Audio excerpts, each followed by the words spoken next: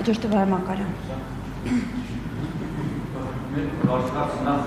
Ջրասուզակ Վահե Մակարյանի կարող է պատրաստում եք որովհետև խրախուսել մարդվածել, որովհետև իրոք հերոսական գործ արել, որ մեջ աշխատել աշխատավարձ ստանում։ Երկրորդը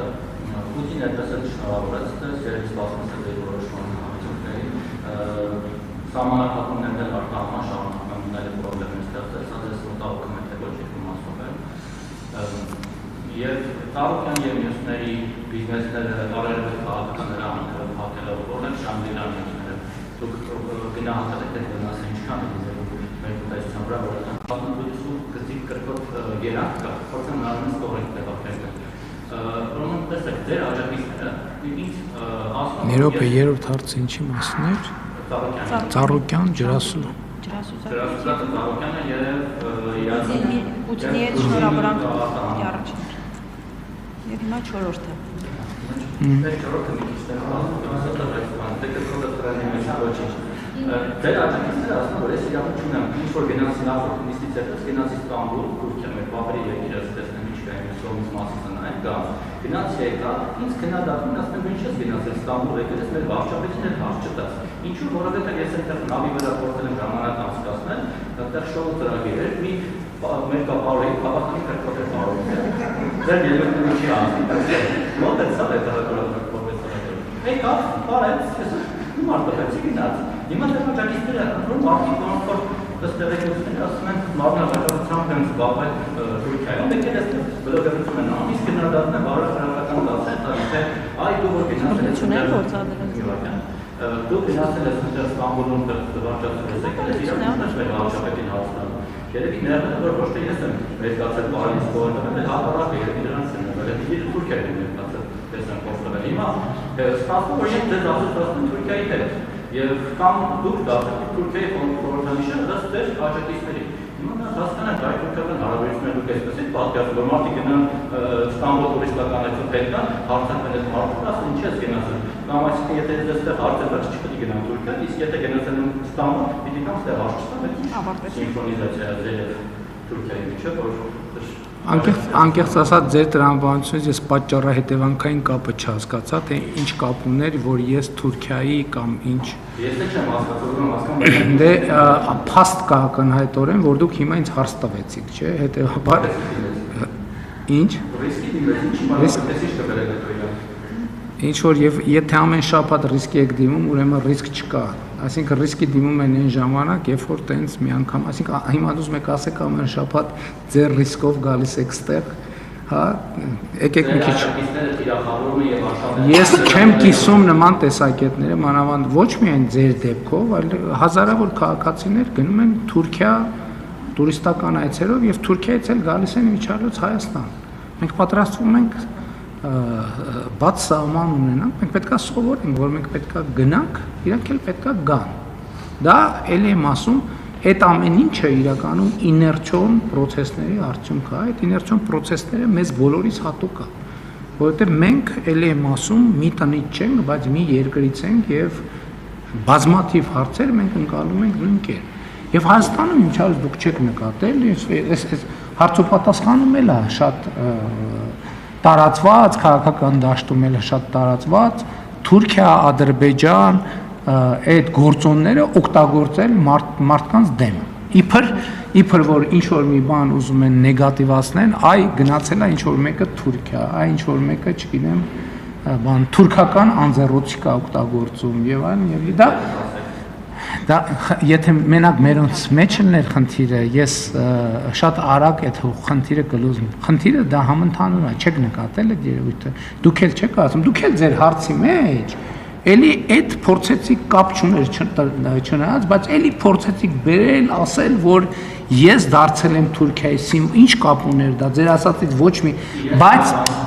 իրանց տրամաբանություն ձեր պատմածով նույնիսկ որևէ ես աղերս չտեսա, թե ընդհակառակը։ Ես նկատի ունեմ, դա մեր մոտ մենթալիտետ է, որ ինչ որ մեկի դեմ բան ես ասում, խոսում, զգում ես որ փաստարկ չունես, ոնց խոցել դիմացինին։ Իհարկե, եթե այլ փաստարկ չկա, Թուրքիան եւ Ադրբեջանը տեղում են։ Ես դեռ հələ խաղաղության օրակարգը չկար, ես այն ժամանակ մատենադարանում էր ոնց որ 2000 կարող է նույնիսկ 22 կամ 21 թիվներ, ասի պետք չի թուրք ասել մտածելով որ բան վիրավորում ես, որովհետև ասենք այդ նույնն է, որ ինչ որ մեկը մեկին ասի 1000 ներողություն, ուրիշ ազգի ներկայացուցիչ անունը տալով բան անի։ Դա վատ արտապետական մտածողություն է եւ դա ֆորպոստային մտածողություն է ներդրված Հայաստանի Հանրապետությունում։ Իհարկե եմ ասում, դա օբյեկտիվ պատմական հիմքեր ունի,